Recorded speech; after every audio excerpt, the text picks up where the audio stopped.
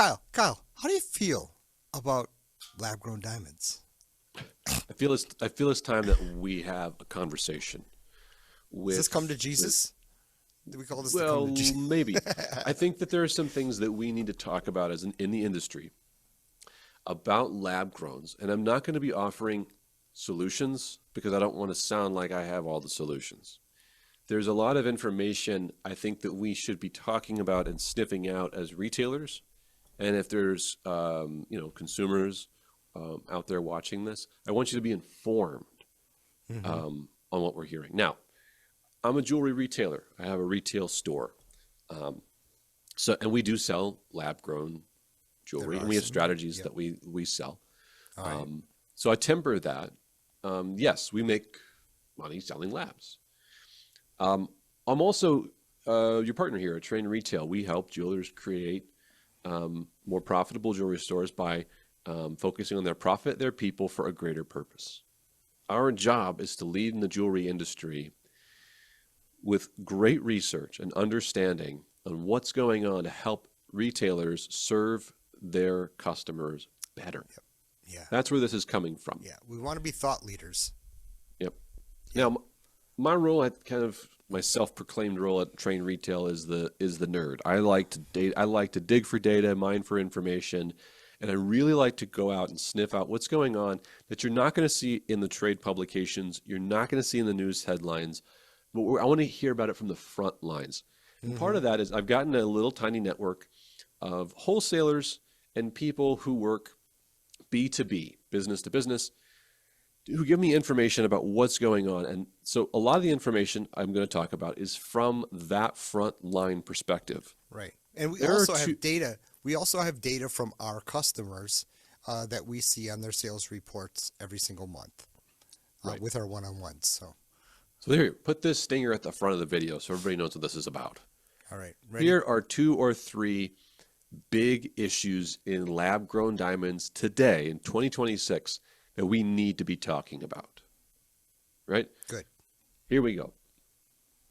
Issue number one is when I hear the conversation around lab diamonds being ethically sourced or ethically mined. Hmm. What people often say when they say that is that underneath that is that natural diamonds are bad, blood diamonds, ew, gross, Right. and horrible practices and bad for the environment, and that labs are somehow better. But Mr. Bullock, there was a leaf in the ad. There was a butterfly in the ad. A tree. A flower. Oh, never mind. Problem A number stream. two. Okay. Okay. All Let's right. talk about for a moment naturals, Jimmy. A Yeah. long time ago, you remember a little process called the Kimberly process. They can't really. Yep. A movie came out with Leonardo DiCaprio a long time ago called Blood Diamond, and it scared everybody Mm. to death about Yep. all these horrible things that natural diamonds are doing to fund horrible wars and child slavery. Yes, that is true. That has happened. That still happens, by the way. But experts will tell you that the Kimberly process actually worked pretty darn well, way better than many people expected it to, which means that blood diamonds today are really, really rare to find because of really good vigilance. It's also an industry that's not dominated, natural diamonds are not dominated by one single miner anymore. It has broken up a little bit. And I'm not Hmm. here to defend naturals, but I am here to kind of right size that number one, we've gotten way better about the ethical mining practices around naturals. Right. It's not as bad as it used to be. Let's talk about labs. When we say that labs are ethical, what do we mean by that, Jimmy? Well, the first thing I think of is the power it costs for one AI inquiry. Okay. So I mean, Power. there's massive amounts of power consumption going on here. Lots. Right. Lots and lots of power. And if we're being told or customers out there are listening going, they're using green energy. My friends, my dear friends, they are not using clean energy. They are not using windmills and solar powers and geothermal to cook up these diamonds. Some people are. It's hard to know for sure because as you're going to hear as a theme throughout this right now in the industry, There's very, very little oversight on what's actually going on with lab diamond growers. Right, right. Yeah. But if we could estimate, the best estimates that I have found, anyways, could say that only about 10-20% of labs are actually being grown green. Mm-hmm. Most of those diamonds being grown, the biggest growers with the most volume by a long shot, come from two countries, China and India. And what do they Huh. use for power over there, Jimmy? Well, Coal. coal. Lots and lots of lots and lots of coal. Cool. Yeah. And sometimes other fossil fuels, Yeah. which means that most of the diamonds that you have in lab-grown diamonds are powered by fossil fuels. There are studies that have said that they use less or more than naturals, but let's just cut to the chase. Problem number one, if we're talking about saving the environment, ethical, they're probably not. They're probably no Right. better, and there's tons more of them, and there's very little oversight on this. Yeah.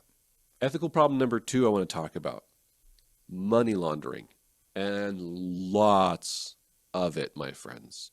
Way Tell me how that more than works. you realize. Was Okay. that? I was gonna say, tell me how that works. What's going Oh, on there? well, because this is a product, Jimmy, that when you grow it, it looks like and acts like a natural diamond. Right. And the weird thing about diamonds is that they're not serialized. And if you don't serialize your natural diamonds are not serialized because they don't come out of the ground with like little barcodes on them. And if you don't do this with your labs, well, you could say that you grew 100 carats, but you actually grew 120 or Mm. 80, and then fudge the books a little bit. You could Okay. also pass off tons and tons of diamonds at whatever price you want, use cash to make the transaction, and use that excess of cash to launder money to fund nefarious terrorist activities. And why I'm using this very specifically is two reasons. One, that's exactly what they've been doing, particularly when the Russian-Ukraine war started. A lot of money was being laundered for the Russians using lab diamonds. There were Okay. entire floors in New York City of people who were wholesaling lab diamonds, but they were laundering money in the tune of hundreds of millions of dollars, folks.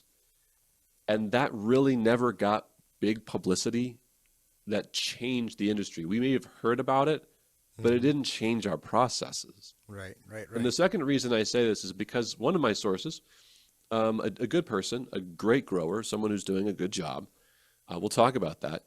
They showed me, we're having lunch, and this person showed me a text message from a buyer who wanted to buy these labs from them with a big bag of cash. When I say buy, I mean it was thousands of carats. So we're talking big, Okay. big dollars being Big bag of laundered. cash. Yeah. And they showed me the text and they said, this right here is illegal. I know it's illegal, but it happens to me every single week. And I will Mm. not say yes, of course, to this. When I say that ethical issues with labs is happening, I have not seen any real push in the industry. I've not seen a great push in legislation to get a handle on this. Right. And this tells me that maybe it's not happening, but that really seems sketchy to me. We better start talking about a similar process like the Kimberly process in lab diamonds. Right. Right. Right. Yeah. How do we know that these things aren't being brought to us with real blood money being used to Yeah. fund terrorist activities and wars all over all over the world? Because they Well, have. tell us too about the actual the actual profit on 2 carats and less. Oh yeah. Problem number 2, 3 here Yeah, 2.3. is lab diamonds do not make growers money. As one of my sources said, and basically most of their growers do not make money, and wholesalers don't make real money on labs when they sell them that are 2 carats and under. So why do it? Well, for a lot of wholesalers, it's a lost leader. They want your business and they want your friendship and they want to supply this to you. But why would a grower grow these things so cheap and lose money on them? Well, Yeah. there's two ways that lab diamonds make money for wholesalers and growers in particular right now. one way they do it is by having a little bit higher grade. So if it was a VS1 normally that you're trying to grow and it came out as a VVS2 or a VVS1, that's a little bit higher grade and you can command a little bit higher margin on that.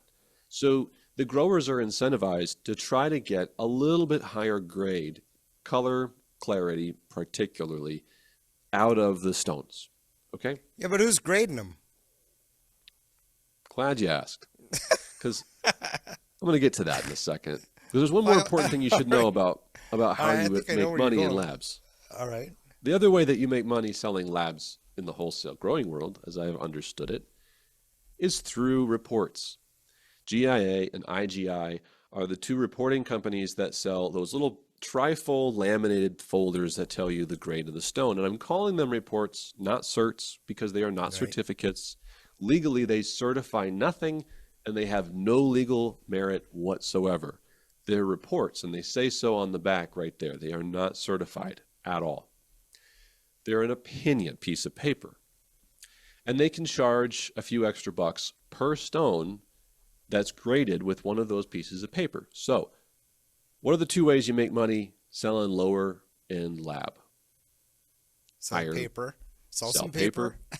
And a higher grade. And grade it up, yep.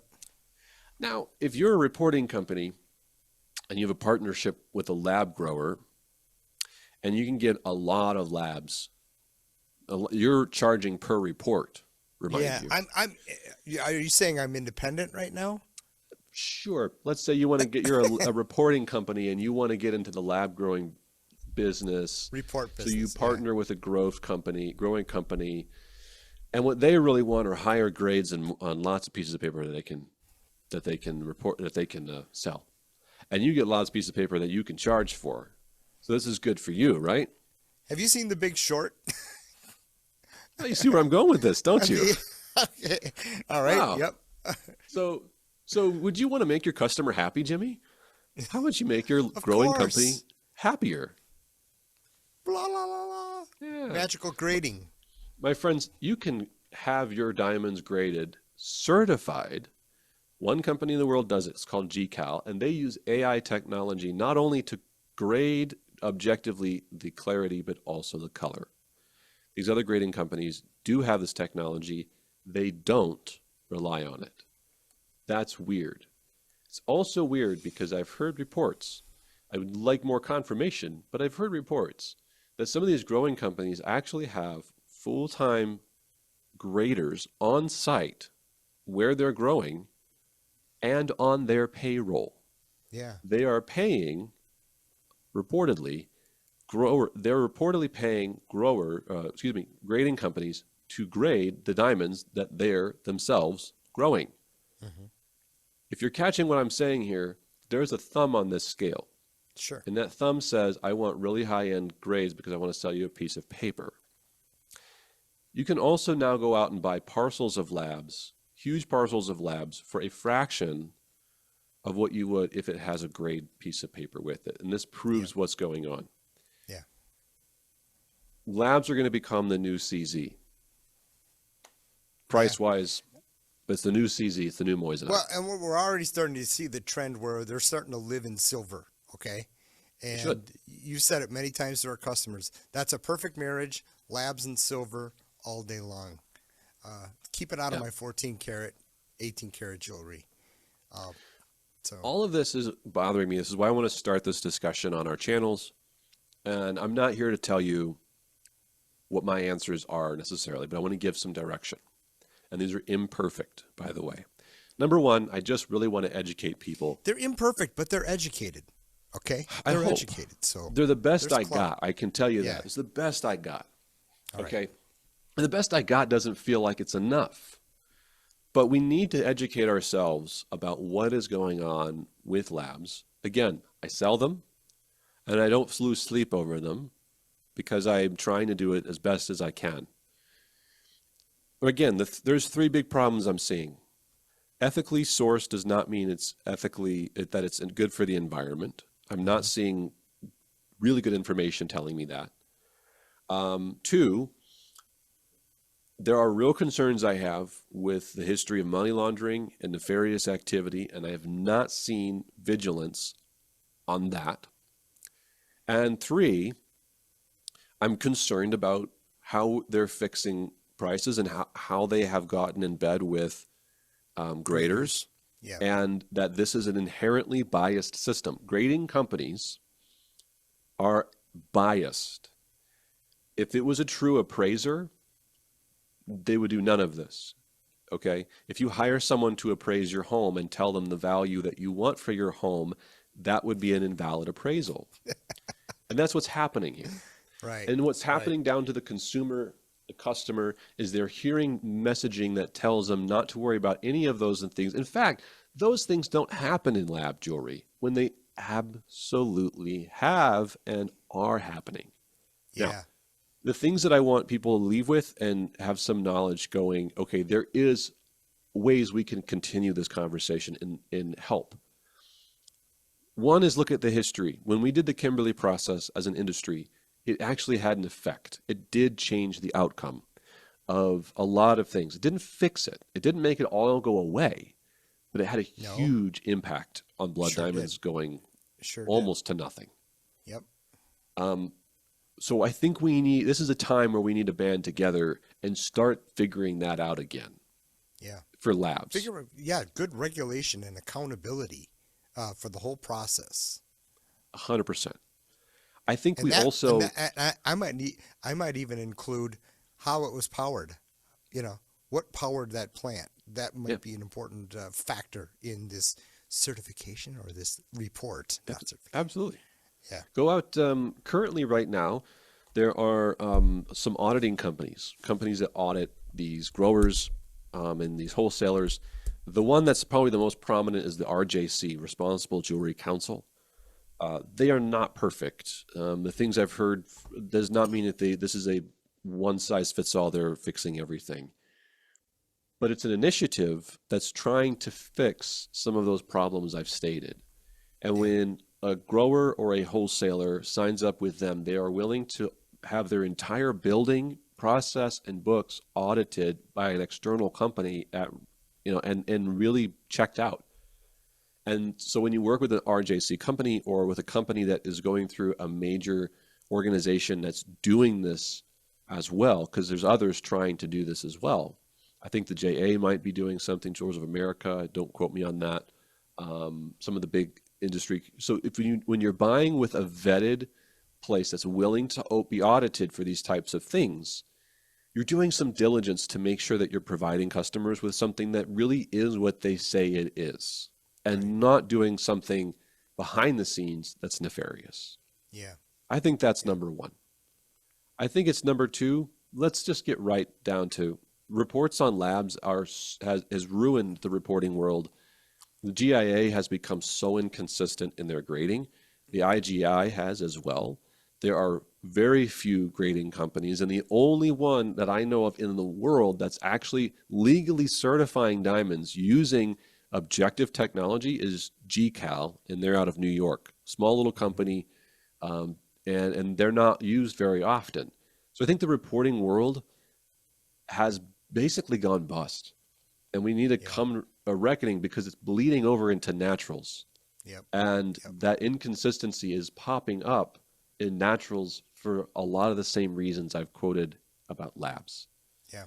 Yeah. So we got to talk about that as an industry and hold some of those companies and ourselves accountable to gemology, saying there should be and ought to be some more objectivity and some expert eyes on what's going on here and how we approach them. Right. You don't make a And whole you know, lot of friends with this, but it's important that we talk about it.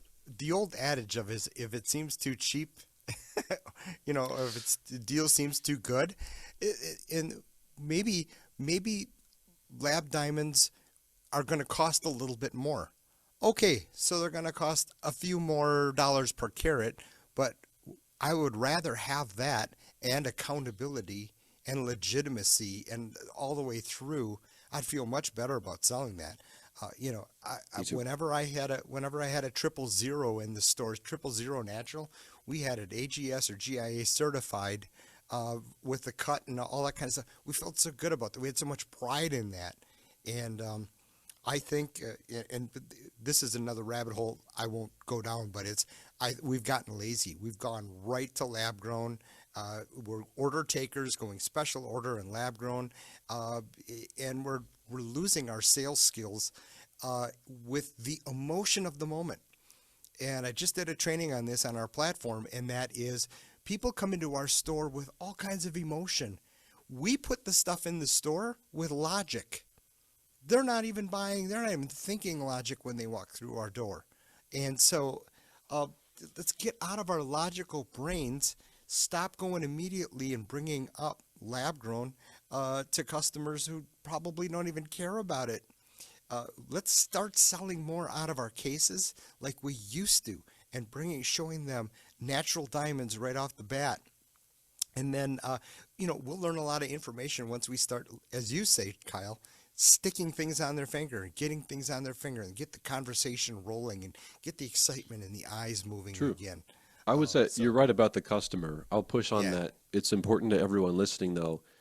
You need to know labs. Yeah. You need to understand the gemology and the ethics and the process and the details, because you're right. We've gotten lazy on the sales floor with that. But man, we've totally accepted that that labs are just what they are. They're not a big deal. Like it's candy being grown in a factory. Right. When there are real concerns that we should have, and there is a Dateline NBC, 2020 investigates that should be going on about this industry, Right. and finds, will be. boy, There will be. there are if not. some really bloody, nasty things happening behind the Yeah. scenes, and we need to be the ones to fix it. Jewelry stores, retailers, we need to be. Here's what I want to leave off with. I really want to educate by raising just red flags. Yep. Some of the things that some of you heard, you might be very knowledgeable and you've heard similar things. Maybe you've heard facts that maybe counter or speak to my concerns. And those are great perspectives. The only way that we grow in this industry is by gathering those kinds of voices and perspectives together and understanding this problem with one another. So the last thing I want anybody to do, if you're watching this on YouTube, do not comment in the comment section below, because I'm not going to read it, number one. I don't get on there to look at it. And it's not going to help the industry have a conversation. I'm going to just put our email, kyle@trainretail.com. Yep. You email me directly about what you're seeing, good, bad, ugly, that either speaks to what I'm saying or against what I'm saying. And let's have a dialogue to generate better information. Absolutely. Number two is I hope. And again, we're not natural diamond sellers. Nope. We're not we're not lab growers. Okay, we're the guys kind of in the middle of this. You're a retailer. I used to be in retail. I'm still working in it. So we want to be as unbiased as possible. It's like Kyle said. We want to start that dialogue. Absolutely. Please. So, yeah. So send us some email with what you're seeing, what you hear, or even your concerns that maybe didn't even get brought up here. And then go educate yourself. Look up some of these stories. Look up some of this information. Yep. What's that? And your teams and your sales And your teams. teams. There's a lot of information that I'm learning about, not through printed publications. Our publications really don't do investigative pieces, for better or for worse. That's just the nature of the industry. How do you What do it I'm when they're hearing writing the is, check? what I'm hearing is particularly alarming when I speak to people closer and closer to the growers. I'll end with this story. I was once talking to a very, very large lab diamond wholesaler, and I think they're still around. I'm not going to name them for obvious reasons. They sell a lot of lab diamonds wholesale to retailers, and the people I was speaking with they were the vice president of North American sales, so one of like the big wigs, okay? And I was asking questions regarding both labor practices, and even child labor was at the time a big question I had, and they were very defensive with their answers. And I thought, well, I don't like defensiveness. It's making me feel weird. They didn't really give me straight answers. And as we talked, I was asking, well, what about the actual factory? What can you tell me about the factory and what was going on? And they told me, the vice president of North America told me that they had gone to the factory. I believe it was either in India, China, I can't remember which one. They'd gone to the factory and they could see part of it, but they were not allowed to go back into the back where some of the growing and cutting was taking place. This is the vice president of North America, and they were not allowed to see part of their growing factory. That is I have no words. extremely alarming, my friends. Yeah, yeah, And if I told you the name of this company, a lot of you would go, gasp, are you serious? And I go, yes. And I'm not, because that story has been a bit old now, and things could have changed. And I'm not going to disparage anybody who might be trying to grow. I really want to help people. I want this to be a better thing for everybody. yeah. So it's real, it's happening, and I'm hearing about it on the front lines. So if you're listening to this, please go talk to your supplier and ask them questions like, how do you know that this is ethically created with energy? What can you tell me about the labor practices? And what can you tell me about the financial practices of the growers themselves? If you're getting defensiveness in return, that's not a good sign. And if they're not willing to tell you honestly where they're getting their sources from or what they know, that's also a bad sign. And I've gotten a good relationship with people that we get our supplies from who are willing to be very open and honest about those things. And that's why I feel okay with what we're doing. We're doing everything that we can in our retail store to prevent these things from going out there with nefarious business behind it. So please go call your suppliers.